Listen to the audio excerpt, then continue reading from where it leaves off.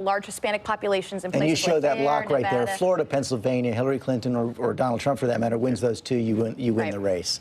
I've got Trump at 279, 259. I gave him Florida, Ohio. You said he was a loser a minute ago. Wait a minute. No.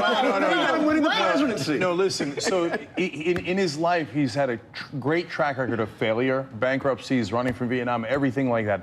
But he's a populist candidate when the country is angry and you run the most establishment candidate we've ever seen against him. It was a terrible idea by the Democrats to support Hillary Clinton. So you're Clinton. hot against him today because you think he's going to win.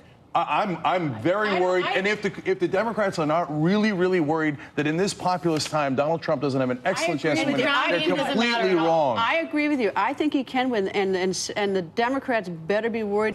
And that's why I'm uncertain if this is actually going to move polls. Donald the Disruptor. Yeah, well, he's a disruptor. That's why he's winning, but certainly one on the Republican side. But look, these comments, first of all, prove that he's a bigot without a shadow of a doubt, because he takes a fallen U.S. soldier and puts him in the same camp as radical Islamic terrorists. Because he said, well, I mean, what do I say to the father? I say, we got radical Islamic terror. In other words, that's why I would have kept your family out. But wait a minute, these guys you can't get any more patriotic than dying for the country. And he's putting them in the same camp. He's really an unbelievably obnoxious character. And remember, he didn't go to Vietnam. He said he had a medical problem. He got a medical deferment. Now his doctor says he's the healthiest man alive. So he's healthier at 70 than he was when he was younger. He ran from Vietnam. Then he's got the nerve to criticize people who died for this country.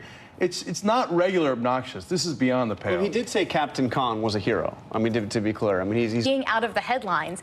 He knows that that's where he's done best thus far in the polls. One of the things you heard, though, from the Democrats all week long is where are Donald Trump's plans? Yeah. Well, he doesn't have any. We watched the whole RNC. The only policy position we could discern from that was coal. We're for coal digging.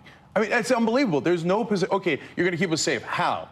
No plans. I mean, who runs for president and says, I'll figure it out once I get into office, which he said literally during one of the debates. The guy's actually a loser. He really has no plans whatsoever. I think he puts way too much attention on the conventions, like American Idol, who did better, American Bandstand, who did the best dance. I think in a week against the NFL, I think for voters who are really still trying to consider who they're going to vote for. Tuesday and Wednesdays are good. Look, Hillary Clinton wants as many debates as possible, if you ask me, because she's got to get out there and say, you know, your whole thing's about winning. Actually, you're a loser. We started #LoserDonald because you went bankrupt 4 times. You say that's a savvy business. To make anybody predict right here, but let's pretend the race is held today. Greta, what would the Electoral College look like? If it were today, and now and we're at a new time because now we have Secretary of State Hillary Clinton. She doesn't have to worry about Bernie Sanders, so she's probably going to change her strategy a lot. But right now, looking at it, I have Hillary Clinton at 280 and Donald Trump at 258.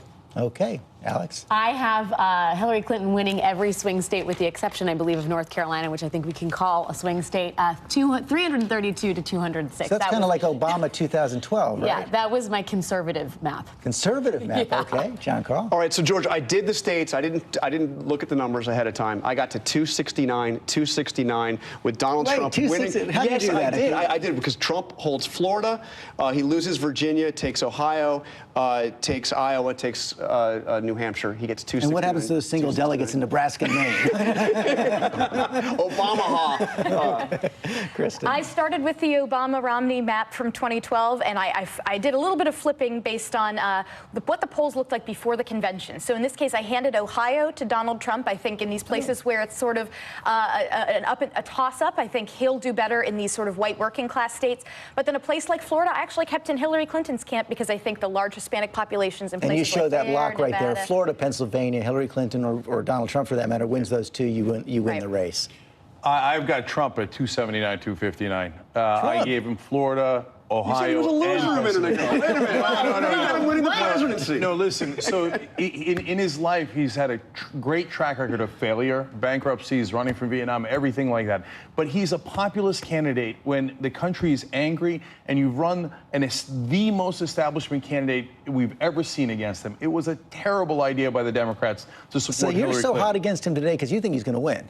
I'm very worried, and if the Democrats are not really worried that in this populist time Donald Trump doesn't have an excellent chance to win, they're completely wrong. I agree with you. I think he can win, and the Democrats better be worried.